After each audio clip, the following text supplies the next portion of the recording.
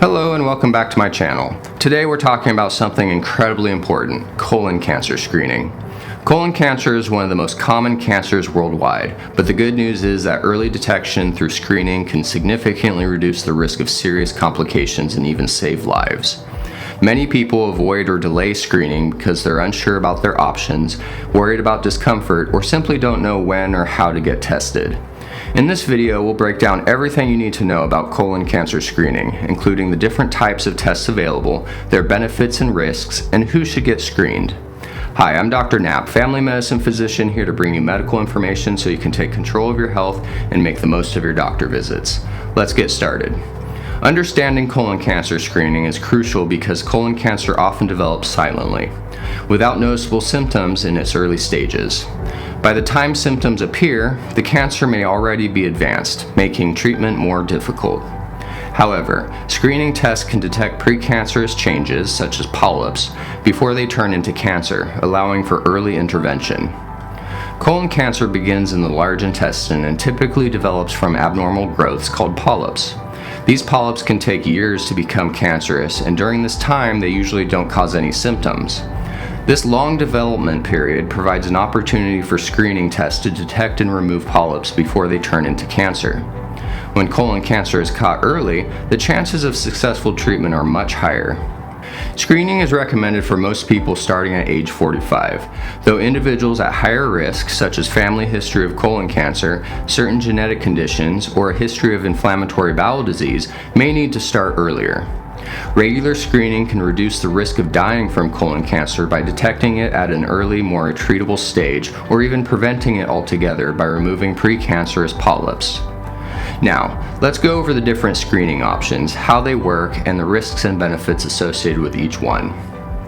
There are several ways to screen for colon cancer, ranging from stool-based tests to procedures that directly examine the colon. The best test for you depends on factors such as your risk level, personal preference, and medical history.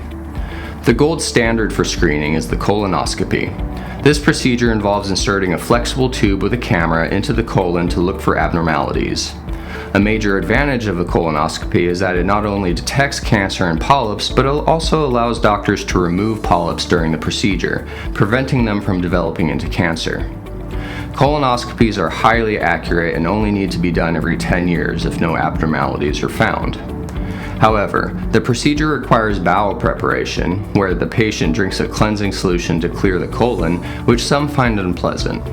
There is also a small risk of complications, such as bleeding or perforation of the colon, though these are rare.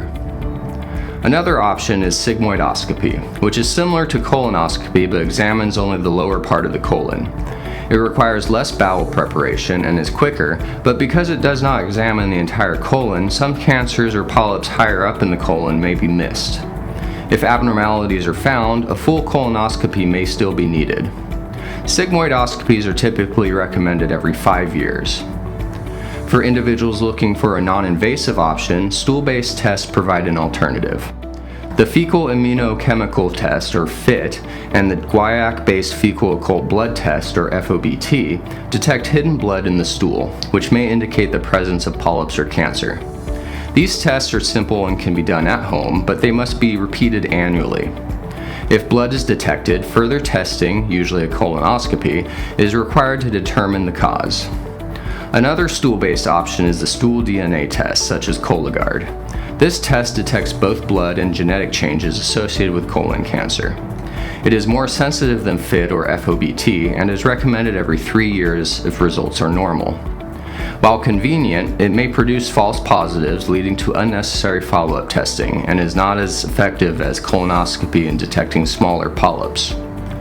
A newer but less commonly used screening method is a CT colonography, also known as a virtual colonoscopy.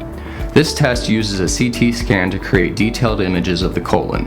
While it is non-invasive and does not require sedation, it still requires bowel preparation, and if abnormalities are found, a traditional colonoscopy is needed for further evaluation and removal of polyps.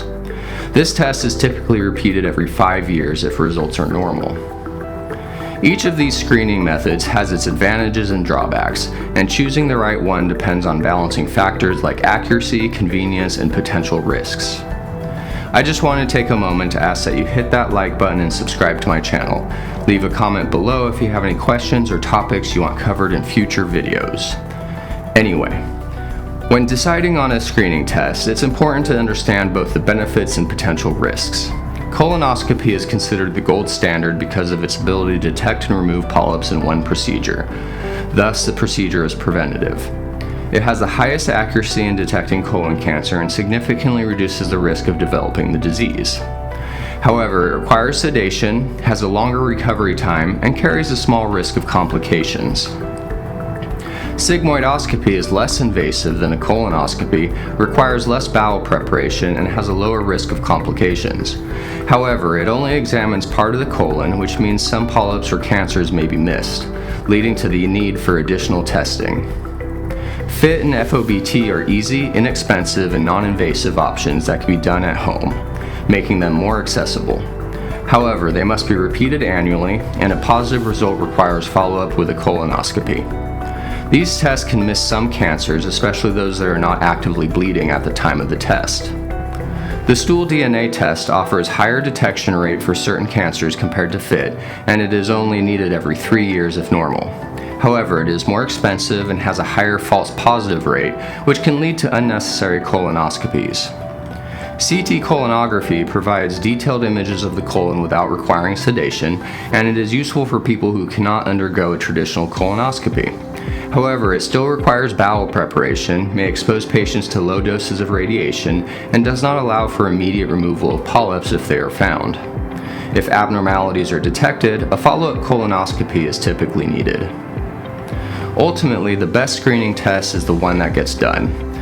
The most important thing is to choose a screening method that you are comfortable with and to follow the recommended schedule for screening based on your individual risk factors. For average risk individuals, colon cancer screening typically begins at age 45. However, those with a family history of colon cancer, genetic conditions such as Lynch syndrome or familial edematous polyposis, or a personal history of inflammatory bowel disease may need to start earlier and be screened more frequently. The recommended frequency of screening depends on the test used. Colonoscopy is performed every 10 years if results are normal. Sigmoidoscopy is done every 5 years. FIT and FOBT must be done annually, and stool DNA tests are typically done every 3 years. CT colonography is recommended every 5 years if no abnormalities are found. If polyps or other concerns are detected during any test, follow-up screening may be needed sooner. Colon cancer screening is one of the most effective tools for preventing and detecting cancer early when it's most treatable. With multiple screening options available, there is a test for everyone, whether you prefer a non-invasive stool test or a more thorough examination like a colonoscopy. While each test has its risks and benefits, the key takeaway is that screening saves lives. If you are due for screening or have risk factors for colon cancer, talk to your doctor about which test is best for you. Thank you for watching. As always, take care of yourself and make the most of your day.